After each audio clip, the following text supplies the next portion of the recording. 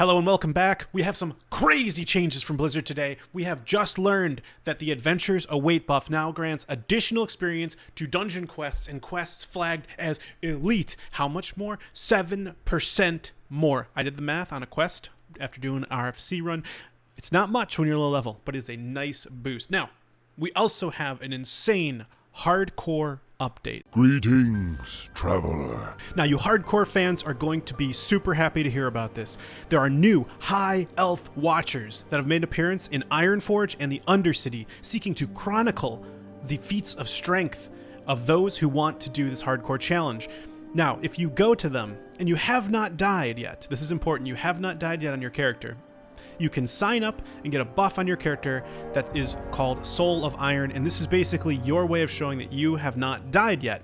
This buff will always exist on your character as long as you don't die. Now, there's no other restrictions, which is kind of cool, actually. Like, you can group with people, you can do other things, you're not going to lose this Soul of Iron debuff. This is just as long as you don't die.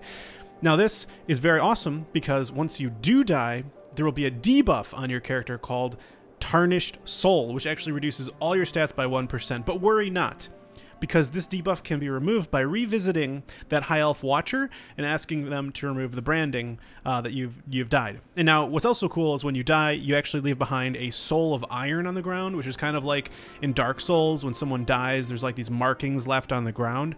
It's basically just like it looks like the corpse of a haunted phantasm creature, which I think is just really, really cool. And what's cool is they last quite a long time. I think they're still testing this. I don't think they know how long they want it to last for, but they do eventually go away, of course.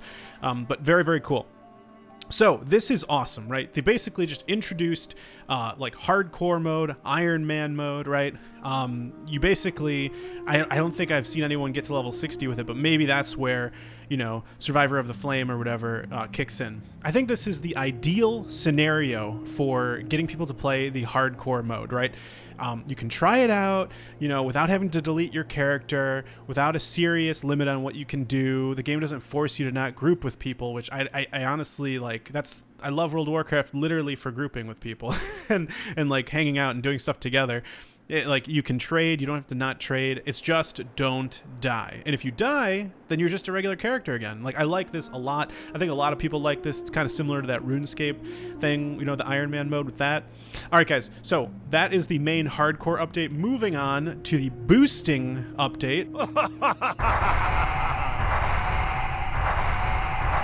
It has been completely stepped on. Boosting has just been bullied into non-existence.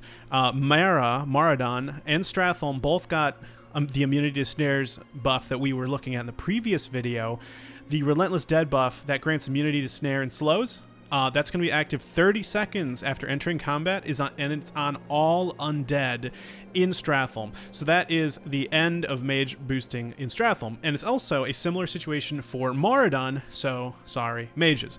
And even in ZF, it has its zombies nerfed. They're going to drop less lucrative treasures. Instead, their loot's going to be redistributed to other enemies in the dungeon. So that's kind of cool for those of us who just want to clear the dungeon and, you know, don't just farm the zombies, right? It's kind of a bonus for us people who are just doing that other stuff. But Pally boosting was not spared for those of you keeping track. Blizzard also stated that significantly less experience is now awarded to players who kill a creature while in a group with one or more players who are at a much higher level than the creature that was slain.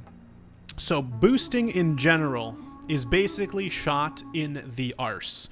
This is awesome. Thank you so much, Blizzard, because boosting really is not engaging. It's not fun. You AFK, you literally do something else while you're getting boosted. There's really no one's playing the game when we're getting boosted.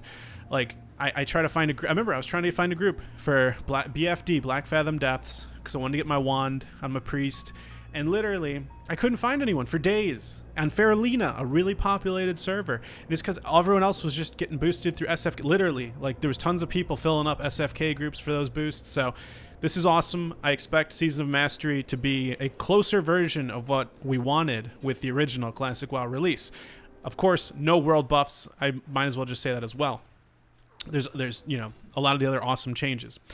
So finally, alts will level as intended, doing dungeons and quests and interacting with other players. So super exciting, not to mention because of the XP bonus as well. Now, the last big update relates to raiding. It seems you need another lesson, mortals. Adjustments have been made to enemies in Onyxia's Lair and Molten Core. All creatures have had their health increased, and several mechanics that were removed in early versions of the original World of Warcraft have been restored to certain bosses in both raids. Still not sure what they're hinting at here. More dots? More dots? I don't know. Hopefully it's harder. I don't know. I'm assuming it's going to be harder.